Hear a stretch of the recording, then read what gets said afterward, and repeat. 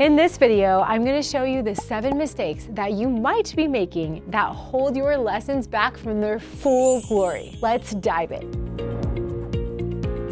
So today, we're talking about main point sentences. A main point sentence is a short, repeatable phrase that clearly expresses the concepts covered in your lesson in a memorable way. Aesop's fables are good examples of powerful truths stated in short, repeatable ways. For example, in The Tortoise and the Hare, slow and steady wins a race. That phrase carries the meaning of the story. In The Ants and the Grasshopper, the main point is there's a time for work and a time for play. Being able to sum up your whole lesson like that with a main point sentence is a powerful tool for teachers. So let's see if you're making any of these common mistakes. The first mistake is not having a main point sentence. Sometimes you'll get so wrapped up in planning the content that you'll be teaching that you forget to write out a strong main point sentence to tie it all together. But do your best not to skip it. The main point sentence helps your lesson to be unified and memorable. If someone were to ask your students after class, "What did you learn?"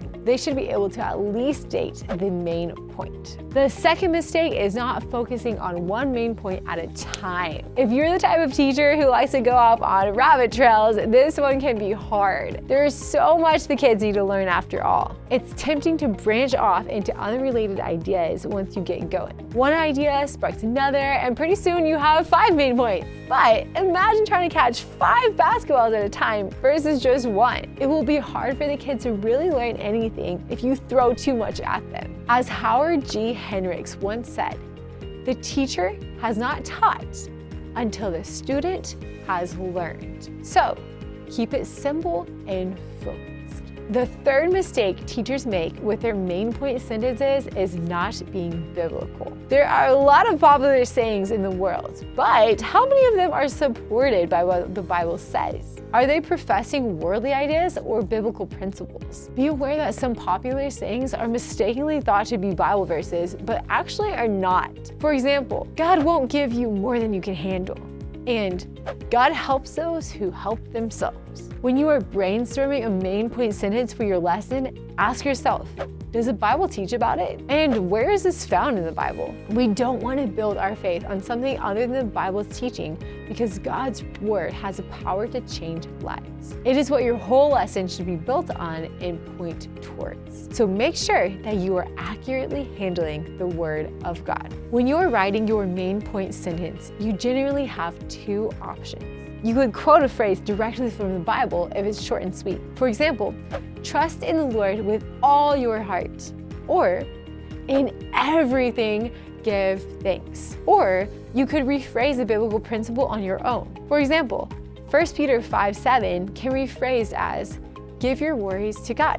Or the 2 greatest commands in Matthew 22:37-39 can be summarized as love God and love others. And Psalm 103 verse 2 could be restated as count your blessings. As long as you stay true to the original meaning, you should be good to go. The 4th mistake that teachers make is not making it catchy. Making it catchy helps the main point sentence become repeatable. And repetition is a huge asset in memorization and learning. There are lots of literary tricks to make a phrase more interesting. You could use alliteration, rhythm, rhyme, consonants, and more. They make a big difference if you try it. For example, which of these rolls off the tongue easier?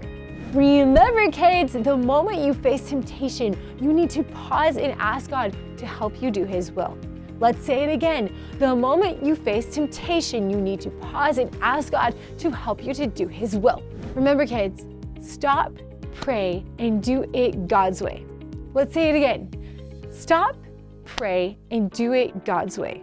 Some topics will be harder than others to find a catchy way to stick to your main point. If you're stuck, at least try to keep it short and sweet. The 5th mistake that teachers make is not repeating it often throughout the class. A catchy phrase does you no good if you only ever say it once. Before the lesson, plan out when you'll have the kids repeat the main point sentence with you. For example, when you first introduce a phrase, say it with them. Then say it again to emphasize key points in the story and lesson. Then a final time to end on a strong note. You can treat the main point sentence almost like a rallying cry. The sixth mistake that teachers make is not utilizing more than one sense. Kids learn through seeing, hearing, and doing. The more senses you involve, the better. So write out a main point sentence so they can see it. Repeat it with them so they can hear it. And finally, do some hand motions so they can act it out too. As a bonus, this also helps get some wiggles out by letting the kids move around. For example, you could say, stand up and say it with me. God is good all the time, and all the time, God is good. The final mistake that teachers make is not explaining and illustrating the main point with real-life examples. As we have established, repetition is good, but that doesn't mean we should have the kids mindlessly repeat after us or leave it up to their own interpretation. When you teach the main point sentence, explain what it means. Show them the verse that it is based on. Then, use the rest of the lesson content to illustrate and teach its deeper meaning. Using real-life examples helps them understand that it's not just a good catchphrase to say, but truth to transform their lives. Did any of these 7 mistakes surprise you? Which ones do you need to fix? Let us know in the comments. If you want more tips on lesson planning, watch this video next.